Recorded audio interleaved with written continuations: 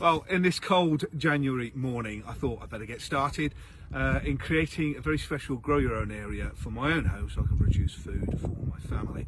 Now, we've moved into this farm only about 4 months ago, so I'm coming into my first spring.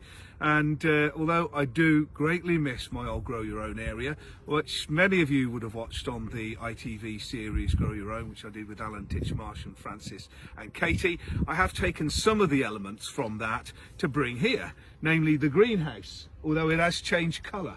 I've got the greenhouse that's in position, and it's really nice because I've had that greenhouse for well over a decade, and it's really been worn in. The problem is it can be seen from the house just over there. So one of the requirements from the missus is, if I'm having to look out onto that, I want it to look good. So rather than the lovely worn old cedar colour that it was, it's now looking a little bit more Laura Ashley, because Adele did spend ages and ages in the local DIY store choosing the shades of what is acceptable to be seen from the household.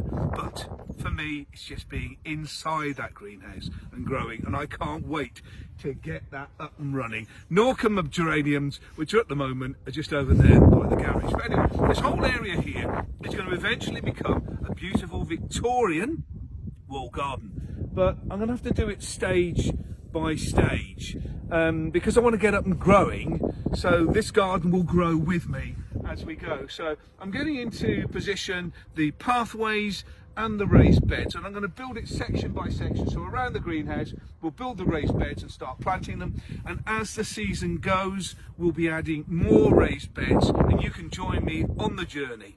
And if you've ever thought about creating your own grow your own space, even if you've got just a small space or a balcony, right over to a larger garden, a lot of the principles are the same. So join me on this journey as I create mine, and I'll give loads of hints and tips that you can take back to create your own.